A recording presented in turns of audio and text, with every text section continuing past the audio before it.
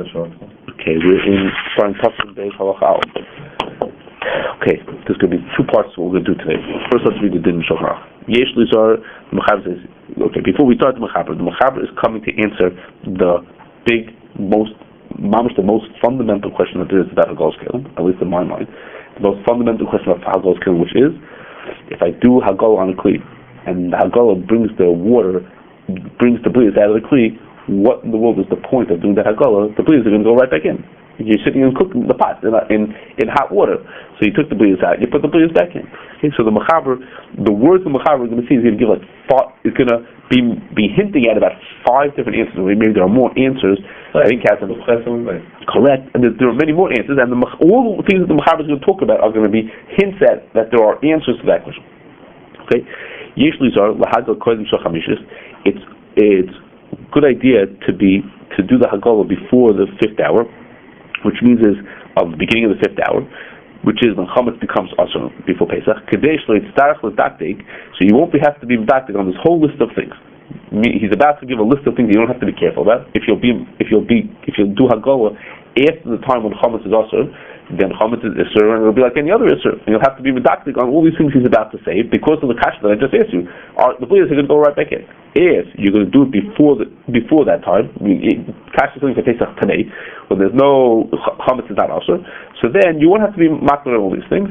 And that has to do with makbar. Not we're going to talk. That's the second part we're going to talk about. Okay, but if you'll do it when chametz is not asur, then you don't have to be makbar, which is why you won't have to worry that the kelim should be Ein b'nei Yemen allowed. You don't care. The Ramah says, or the parentheses, or if there's shishim in the water connected what you're kashering. What did you say? Shishim, then it's mutar even on Pesach. If it's shishim, that even after the shach hamishis you can kasher. You cannot kasher on Pesach. That's the Ramah that we're not going to do today. On Pesach there's a different problem. You can't do it because that's a mashal. Right? But it means that after the shach hamishis until the rest of the day, then you have to be makbar because the Blios will be isser and they have to be bottled. The chein the mazel kelim shablasim muetas and kelim shablasim ruba. We had talked about this in Tafta now. I don't remember which din. That if you have some kelim have a lot of Blios and some kelim have a little Blios, then what happens is, let's say the kli that's a kli rishon, it loses its blia after 5 seconds, and the kli that's a kli sheni loses its blia after 2 seconds. So what's going to happen is there are some Rishonim who answer the kasha that we mentioned. How are you going to kasha a kli? The blia is going to come back in. So we've already passed 2 answers. One is going to be ein b'nei Yemen. So the blia will go out of the kli into the water, and when it comes back in, it'll be das time with kaf. The second answer, yes, that was one. So the second one is the shishim. If the shishim say the blia comes out into the water, it's bottled, it can come back in, it doesn't chafe up the kli. That's the second answer. Those are the 2 main answers. Then another answer is that the blia, as it's coming out, it can't go back in. Okay, it's a din from malicha. While the blias are coming out, they can't go back in. So, but if you have a kli sheni and a kli rishon, okay, or you'll have a kli that has a lot of blia and a little blia, so the kli rishon takes 5 seconds for the blia to come out. The kli sheni takes 2 seconds to come out. So if you put them both in for 5 seconds, the kli sheni will have finished giving up its blia after 2 seconds and it will start reabsorbing. Okay, so according to that teretz, you'd have to be back on it. Or let's say you have the kli rishon takes 5 seconds, so you leave it in. Let's say you leave it in for 10 seconds. Okay, so according to that teretz, that the only way you can kasher is by leaving it in for just the right amount of time. If you wait till after the shach hamishus, you have to be makbar on that. If you do it before the shach hamishus, you don't have to worry about that. No problem. We'll talk why in a second. The eidah b'shana is on kol kach, or maybe you do 2 of them. Others give an answer that the reason why Hagala works is because while the water is boiling, you can't put tam in. It's only put in tam when it's warm, but if it's boiling, you can't do it. So what happens if you put in the kli and the water gets below boiling for a second? Okay, so then at that point it'll absorb. So you won't have to be back with that also. Okay, now what I said is what the Mechaber, or the way Mishbura understands what the Mechaber is trying to say. That if the blia comes out when the water is boiling, the blia comes out, but it can't go back in. So the Mechaber is saying if you wait till after Shach HaMishus, you'll be stuck. You'll have to be makbar that the water should never stop boiling. The Ramah understood that the Mechaber was saying. What I'm saying is what the Mishbura says, but the Ramah understood the Mechaber says that as if there's a problem that the water will get below roasting for a second, and that's just a problem because of the Blios. So the Rambam says, whoa, Achrab Chokim V'Shriluhu, De'en HaGol Me'elos Klum De'en HaMayim Roshlim. The Rambam says, hold on a second. Plenty of people hold, it's a much like this, but most hold, and that's the Ikra Din, that the water has to be roasted. So you're just pointing out, so it has to do it before Shachamishis and after Shachamishis. He thought the Mechaber was saying that if you do it before Shachamishis, it doesn't have to be roasted. So he said, no. Aken Yesh Zar, I feel Kozman Shemani Suroi, She'enu Chamayim Yisi Chosun, Kozman Shemagal, that it has to be roasted the whole time. Okay, Shaloi, we're getting to the end of the Mechaber. Shaloi Yachnes Hakelim At Shesu Chamayim. You shouldn't put the kelim into the water until the water comes to a boil, because again, if not, it'll give up, it'll be able to reabsorb, and it won't be boiling. If you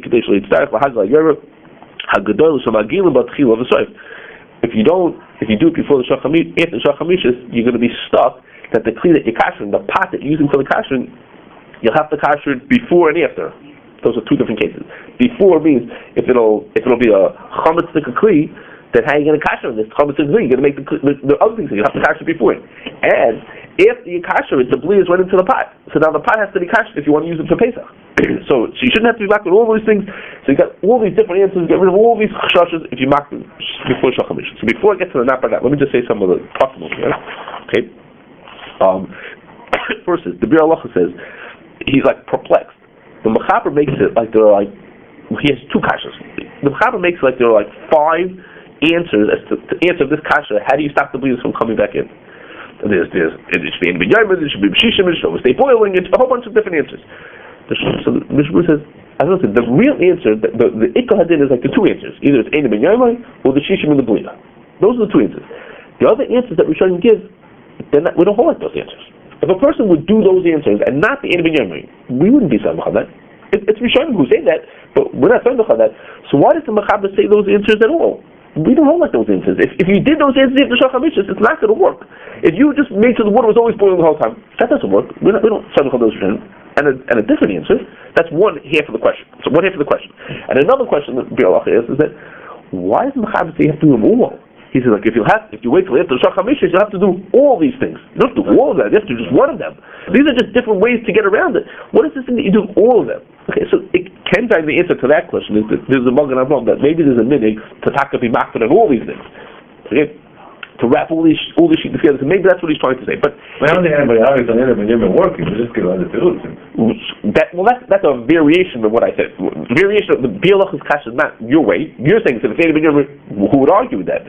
The Bir Halacha says, but we don't agree to the other answers anyhow. That's like so you're stuck with those 3 answers. The same question. Yes. Okay. So You're right. It's the same type of a question. He's very confused. He doesn't understand what the Mechaber is saying over here. He's giving all these answers, and they don't seem to be. He doesn't. Okay, let's just. That's the question. Another thing is, I'm going to skip that. We'll do that for later. The Mechaber at the end said that there's a din that if you'll kasher when after the 5th hour, then you're going to have to kasher the pot itself. Okay, we're going to see later Halacha Vav, I think it is, that there's a machlokes how well you have to kasher that outside pot. Okay, we don't do it because for us it's simple. The pot that we kasher with, we just use the pot that's in the Binyamin. We just ignore the whole problem of kashering the outside pot. We just use the pot that's in the Binyamin, so we don't worry about that pot. But if you would use a pot that was Binyamin and you want to kasher it first, there's a machlokes we'll see in Halacha Vav how seriously you have to kasher the pot, the kashering pot, not the pot that's not the. What's the difference between Binyamin and Binyamin? You take a face on the pot. If you take a chametz stick pot, take a chametz stick pot, and you just made noodles in it. Now you want to kasher in it. So what are you doing kasher? You're making things chametz. So you have to. The Mechaber took that kashering that outside pot first.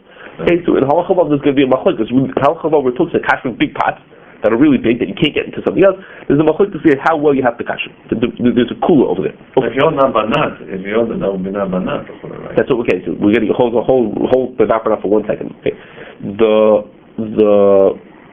Okay, there's also another thing. The Mechaber mentioned talking about how long you should leave the keli in the water for.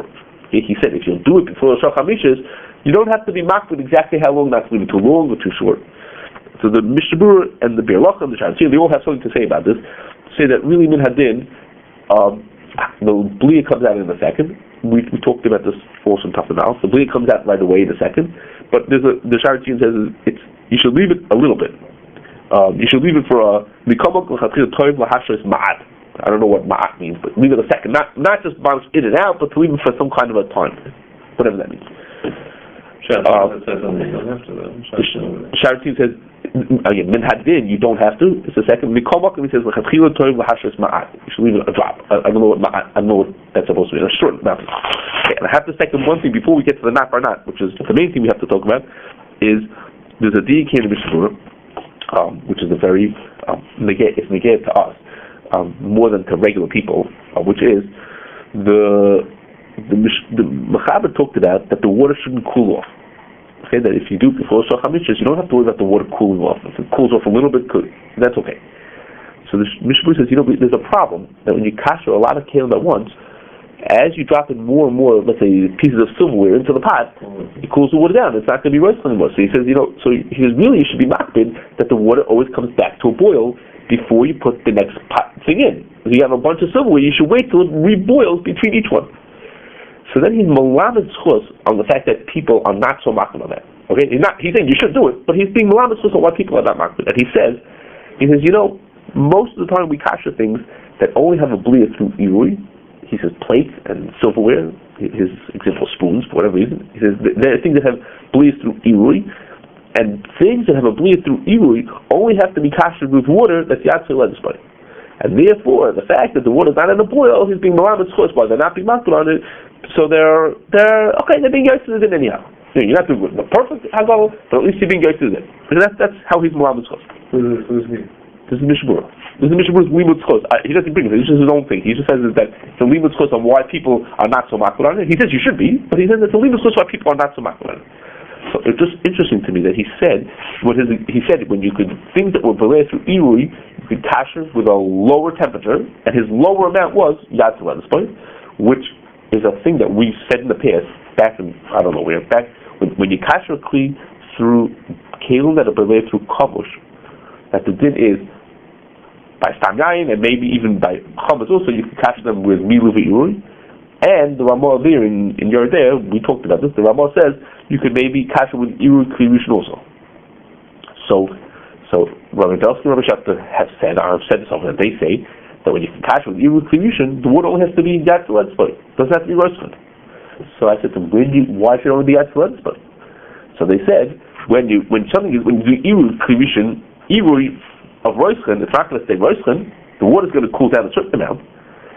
So, now, supposedly, the Chazanish said that since it's going to cool down a certain amount, so it's not going to be Roischen. So what shear does it have to be? It has to be some shear, like, on our chart of different shearim that we have. It's got to fit into one of those shearim, so the next one down on the chart, after Roischen, the next one that you're going to hit is going to be Yatzei Ledisplay. So therefore, if it doesn't have to be Roischen, you can't just say it could be anything. It's got to be some official amount. So the official amount is Yatzei Ledisplay. Okay, now of course why shouldn't it be Kabbalah Kapolta at least? Why should it be Kabbalah Kapolta? That's what you think. Or why? And who even said such a thing that it has to be an amount that's on the chart? You know what I mean? Who said that the chart that if it doesn't hit this line, hit this line? It's whatever it is. The amount that you pour from it.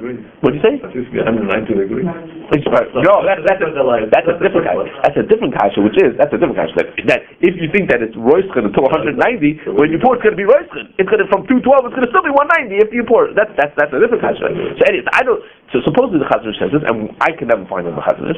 Okay, I looked around and I couldn't find it in the Chazanish saying such a shita that you could do. Maybe it's still out there, but I don't really know what it means, what it is. And there's another kasha. I think we talked about it. There's another kasha, which is there is another shir. It's called Yad Nichlas Bay. There's another one before you hit Yad Nichlas Bay. There's another line on the chart called Yad Nichlas Bay. Okay, that's a chumrah saying. I know, but if you just look on your chart, you want to see, where are the lines on the chart? There's another line before you get down to Yad Nichlas Bay. But whatever it is, I don't know. But the Mishnah Berurah is saying that. The Mishnah Berurah just said that since these kelim only were belayed through Iru Klimishin, therefore they can be kasher with Yad Nichlas Bay.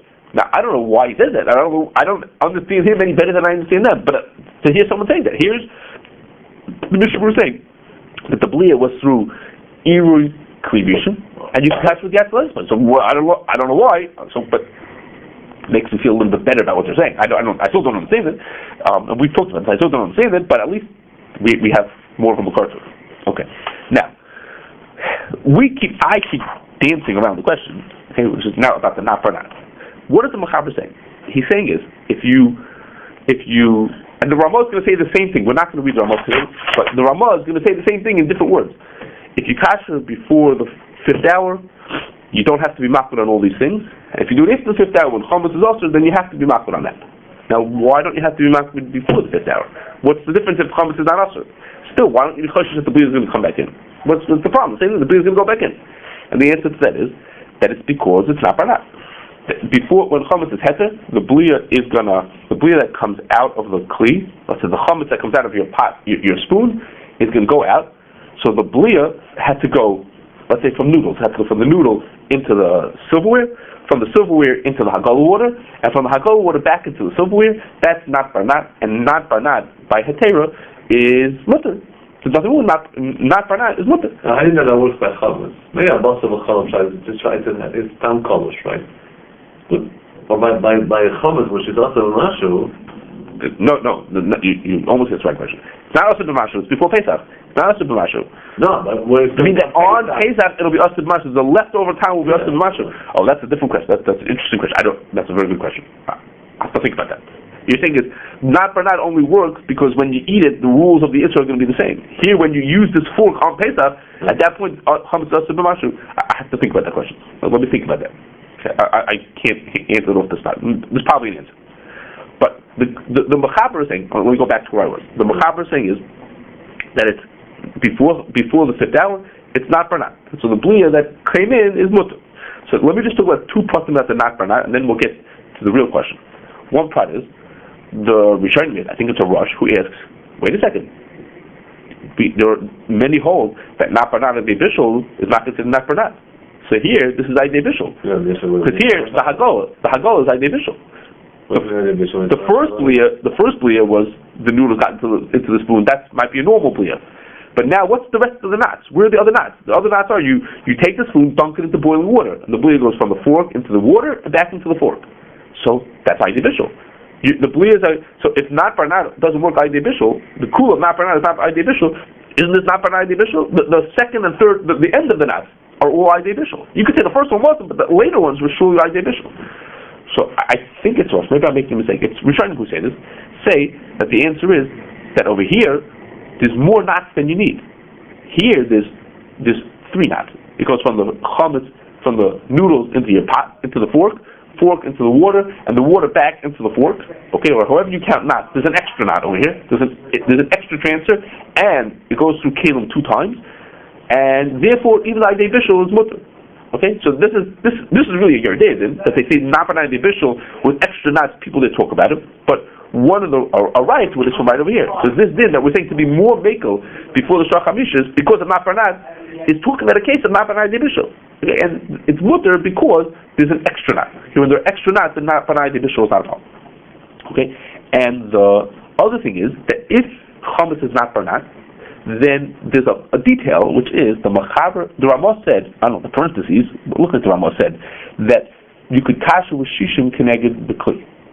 So usually when you need shishim, you have to do the shishim, I don't know why I'm saying that. Okay, usually when you do, no, I shouldn't be saying this now. Okay, if this is true, but it has nothing to do with the not barnat, which is that usually if you need shishim, then you need the shishim in one shot, because or else you have chanan. Okay, or else, if you only have 10 times as much in the first batch of water, then the water is completely trace. Okay, so you have to have shishim in one time, and the blias are bottled. Since chametz is no chanan, so you could do it in 2 shots. Meaning, first dilute the blias in 10 times as much water, then the blias that are in there are just 1/10 isser, and then when you do it the second time, it'll be only 100 isser. Okay, I'm confusing this. I'm sorry, I said it from the not barnat side. It's really not against it. Okay, so the big shaila is, and this the Pri Chodesh is the one who talks about this, like makes a to do about this question, is that we have a big problem over here. We're saying that if you do it before the 5th hour, then it's not barnat, and you don't have to be makbid on it being 80 binyanim and things like that. He says, well, not barnat is only mutter for heter. Not barnat the isura. Not barnat the isura is not. Not barnat behetera is mutter. Not barnat of isura is not mutter. Well, in Taf Menal Halacha Daled, we pass that chametz is considered isura. Even before the 4th hour, even before the 5th hour, chametz is isura. So what are you telling me that before the 5th hour you don't have to be makbid on these things because there's not barnat? What are you talking about? We don't hold it not barnat. It's not barnat. It's the isura. So what could you say? How can you say that this is not barnat? Doesn't make sense. Okay, there's a big kasha. The Bir Halacha talks about it, and so before I have to explain the question as follows. Explain just to frame the question a certain way. The Mishnah Berurah, the whole long halach of this thing says nothing about that kasha until the very end. In a part of Ramah that we didn't read yet, he said you should just know that there's a minig to be makbid on these things even before the fourth hour, and you should just know that there are some achronim who question this whole thing, and they say that you should be makbid on these things even before the fifth hour. That's the extent of what the Mishnah Berurah says in the Mishnah Berurah part of it. He doesn't make like a very strong thing like that, like this whole thing is wrong. He just says there are some achronim who are makbid on it. The Bir Halacha is stronger about it. He brings more of the Pri Chadash about it. He leans more to be machmer on it. But this is a very strange thing. This din is telling us to be makel before the fifth hour. If you want to kasher for Pesach today, you could do when it's ben yomer. There's nothing you kasher when it's ben yomer because the chametz is heter. It's heter. Well, chametz is heter. What are you talking about? Chametz is heter. We learned in Taftanal it's an important din that chametz is isura. So what is he talking about? Okay. So now this whole. Achronim give some kind of answers to it. I didn't find them very satisfying, except for one. That's what I'm going to say over this one answer from the Chazon Ish. But I have to say that the Chazon Ish, first he gives his answer. And after he gives his answer, he explains to you why you have to realize that there's got to be an answer to this question. And the reason is because he's got a pile of Rishonim who say, first of all, this kula, that before the fourth hour you could be making on all these things, and also say that chametz is isura. We look at it like yeah, it could be isura heter. It's a shayla about it. But Rishonim have shittas. They're not like wishy-washy like we are. They know for real. So the same Rishon who says chametz is isura says that you before the fifth hour you could do it. So we can't say maybe the mahabis make a little bit of but besides the shita like that. But these are people who really hold like that. And like the strongest, if I remember, it's a rush also. The rush in the same paragraph says both dinim. He says chametz is isura, and he says that before the fifth hour you don't have to be making on these things. So just when you try to think about it, that what do we do? We have a big kasha. The Mechaber is saying that chametz is hetera, when we know the Mechaber holds that chametz is isura. So you have to just keep in perspective of there's a whole bunch of Rishonim who say both of these dinim. So we can't we have to answer the question. Or if we don't know the answer, we have to say it's like too bad on us. We don't know the answer, but you can't ignore it. Now there are Rishonim who say this point. Who say like the Pri Chadash says, if chametz is isura, then you can't even before the fifth hour you have to be makbid. I think it's a Rashba who says that. It's based on Hanan. What's the swirl of Hanan? It's not based on Hanan. No. Why does it make a difference if you don't think that there is isura? But if it's tamkos, not that anymore. So therefore, what do you want to say? That's very good. You're right to think you're long that, which is exactly what the Chazon Ish talks about. And I'm going to say it was hard for me to understand what the Chazon Ish says, and I'll tell you what he says. Okay, but I'm going to try to explain to you what he answers. Okay, I'm just introducing it by what he says afterwards, which is you can't pretend like we're not going to answer this kasha, and we're going to say, it's a steer, and you have to be makbar on it, because there's too many people who say this. So we're missing something. We're missing something if we can't answer the question. Okay? So I'm going to tell you what I think the Chazon Ish says. I'm not sure if I understand it, but I'm introducing it by saying is that we must be missing something. Either this is the answer or some kind of answer, because too many people say these two things to not say, which you have to realize. Most people are makbid on the way the Bir Halacha and the Pri Chadash says, which is even before Pesach, we're makbid that a kli should be Ein Ben Yomer before we capture it. Right? But that's what we do. We say can't have to be Ein Ben Yomer. But that's what we do. But the truth is that minhadin you don't have to do that. Like you said, the Mechaber and the Ramah don't say that. The whole pile of Rishonim say before the fourth hour, you don't have to be makbid on that. So it's not like if you captured a kli that was treif and it wasn't Ein Ben Yomer, where there you have no choice. But here, really, it doesn't have to be Ein Ben Yomer. We're makbid for this Pri Chadash. People do that, but you really don't have to. I'm saying, really, you don't have to. Okay. So what does the Kashrus answer? He says like this. He says we have two rules that depend on heter and isra. One is chametz, a blia which is right on the fire. If the blia was on the fire was heter, like it was milchig, or let's say it was nice, a carbon, the din is you only have to do hakol, you don't have to do limon. But if it's isra, then you have to do limon. That's one din. The second thing we have is that there's a din of not barnat, and if you not barnat is a kul that only applies by heter, it doesn't apply by isra. Okay? What was the first rule about what? The rule is that if you cook something right on the fire, you cook a piece of meat right on the fire, then you need limud. But that's only if it's isser. If the thing that was cooked on the fire was heter, meaning it was a piece of meat that was kosher, or it was a carbon, it was a meat that was from a carbon, then you just have to go. You don't have to leave them, and that's been by heter. But if it's by isser, you don't have that din. So we have these two dinim, and in the second din is what's the second din? That not for not. The time gets so weakened that you don't have to worry about that time anymore, and that din only applies by heter. If it's isser, then it does apply. Okay, so these two, and in our the simple understanding is that the same thing. One is heter and isser. Whatever is heter for this is heter. Whatever is isser is isser. These are whatever those rules are. Okay, so he tries to explain that they're not. The rules are not the same. He says like this. So the Gemara says that the way not bar not works is that the time becomes so weak that it's as if it doesn't count anymore. Okay. And the way he explains it is the Gemara says there's a very strong food, a food with a very strong taste, an isser food that has a strong taste. So the Gemara says you don't say not barnat on that, because only regular tastes get weakened after they transfer a few times, but a stronger taste doesn't happen. It doesn't get weakened, so it doesn't get weakened up, and so it keeps its strength the whole time. So that's what not barnat does, is like it weakens the time. Like you said, it's maklush the time. It weakens the time as it goes more and more transfers. So the Ran says, well, why is Isser different? If it weakens the time, why shouldn't it weaken the time of Isser? Okay, now this is a very important insight. I don't know what he says, but the Ran says is the words are kol hecha deika time of klau, oiser at soif kol ha'olam. Even if there's any remnant of a time, it asks forever. And the Chazon Ish, the way he says that is, he says zeh kol ha'isser le'esar. Which I think what that means is that if I take isser and I absorb that isser I take a piece of treif meat and it's absorbed into a pot. Something very drastic just happened. The pot became treif.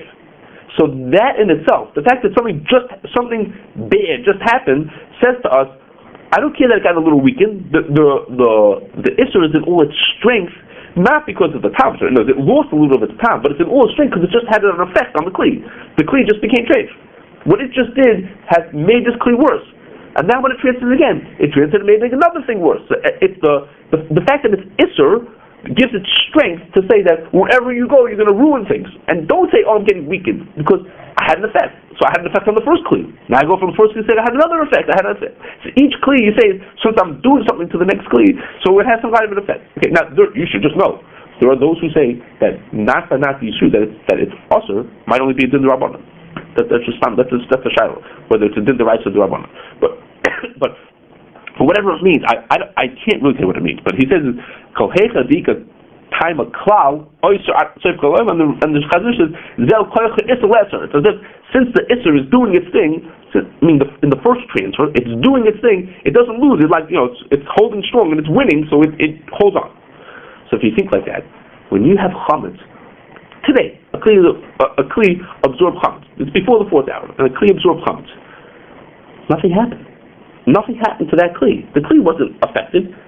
When I looked at this kli, does anything... Is explaining this halacha? The Chazon Ish is saying this to answer this kasha. Okay. Yeah, so the Chazon Ish says, he's answering this theory.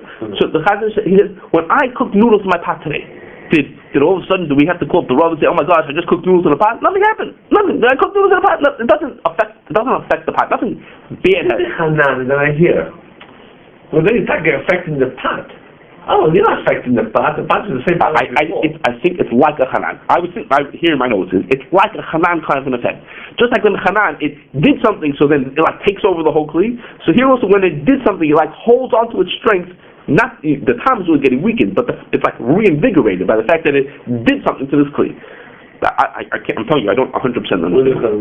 It's in Kuf Yutes, the beginning of Yudal. Okay, Yudah, the very beginning of Yudah, the first long paragraph. So he says, so chametz, when the chametz came into a pot, nothing happened. I'm allowed to eat chametz today. So the fact that if I cook a piece of treif meat in a pot, I go, oh my gosh, I just cooked treif, and it did something. If I cook noodles in a pot, what is it? Nothing. So I cook noodles. I don't eat them. There's nothing wrong with that. So it didn't have any effect. So from that perspective, chametz is not like isser. Chametz is like heter, so to speak. It doesn't have any effect. So as it gets huklash, so it got weakened up. So by the time it comes to Pesach, it's a weakened time, and I don't have to worry about it. That's not for that. I don't have to worry about that. But heterbola, the din of heterbola, you don't have to do leaving, is a completely different thing. He says the Blio went in, you have to kasher it. And in a normal Blia, you have to get it out completely. If you just do Hagol, you're going to get out most of the Blia, you're not going to get it all out. So you didn't do your job, you have to get it all out. But he says that he doesn't use these words, but he says, when one of the words I'm going to use, he doesn't say. He says like this: when the Blia, when something is heter, and it needs to, let's say we have basar, and we need to make it basar b'cholav. For basar to become basar b'cholav, that has to make a change in its status. It has to go from just being basar to basar b'cholav. Well, in the Gemara's case, it has to go from being kachim to being noiser. It has to make a change in its status of what it was. So in order to make a change in status, it has to be, as if judged. In my words, it has to have like a hamod of harocha. We say by kachim. It has to have it has to have hamod of harocha. Okay, you have to be able to by opinion. By opinion. It has to be able to stand up that you can make the opinion to it. It has to like present itself to be able to do that. So that the thing is, the Gemara says that if the thing is heter, in order to change statuses, if it's already a blue into the kli, then you got most of it out through Hagolah. The little bit that's left is not enough to be able to change status. You can't change status on that little bit that's left. If it's Isser already, it stays Isser. But if it's Heter now and you needed to change statuses, it can't change statuses with that little bit that's left. That's not enough. It's as if like a dead animal that you can't, it's a pigeon. You can't do pigeon, it's a dead animal, you can't do Hamad Varach on it. So here also, it's too much has been knocked out of it. You can't make a change in status. Okay? So it's changes in status that can't happen to the little blue that's left. So from that perspective, Chametz doesn't need to change their status, and those are the words of the Rishonim. They say Chametz Shmoy Olav. There's no change in status. The thing that's in there, you don't change anything about the Chametz to make it that when Pesach comes you're not allowed to eat it. The Chametz doesn't change it. You don't change status. You have to change the time. Or change the person. I don't know. You ask whoever, but the Chametz doesn't change. So Chametz Shmoy Olav, the Chametz is still is. So it does have to go through any change of status. So in that perspective, Chametz is Isser. Only things that have to go through a change in status, those things can you do just Hagolah and you don't have to do Liba. Because once you get rid of most of the time, the little bit that's left won't be able to be changed. But Chametz is from this perspective, Chametz is more like Isser, that it doesn't need a change in status. It is what it is. So even if there's a little bit left, you have to get rid of it. Okay, so it comes out. It's like two different dinim for the din of not barnat. He's saying for the din of not barnat, Chametz is like Heter, because there's no stigma or contamination. Nothing's going on when you belay it the first time. Okay, so nothing's happening to the cleave. So the Chametz, the time is getting weaker and weaker, as opposed to by Isser, that the time, because of the Isser has some kind of an effect. Okay, the Isser is doing something. It's Oyser at this point.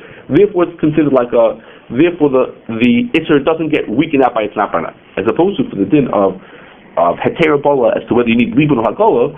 The other din is if you did Hagolah, what's left can't change the status. This stuff doesn't have to change the status. It is what it is. The Chametz doesn't have to go through any changes, and so it doesn't have to be presentable to be able to change its status. So therefore, Chametz from that perspective, Chametz is more like Isser, and we say that it needs to leave. Okay, so again, I repeat that I can't say that I fully understand the Chazanish. The part of that Heter Bola for Liba Hazal, that I understand. The part as to why not Barnat the Yeshua is worse, that's the part that's not as clear by me. But I can't not repeat that Chazanish says you gotta say an answer to this theory, because it's not like it's like, oh no, we have a kasha and whatever, because there's too many people who are saying this way, and it's a huge cool. I mean, this is we're answering and we're being machmir to be on something, but really min hadin you don't have to be, and really min hadin you can do it even when it's binyan.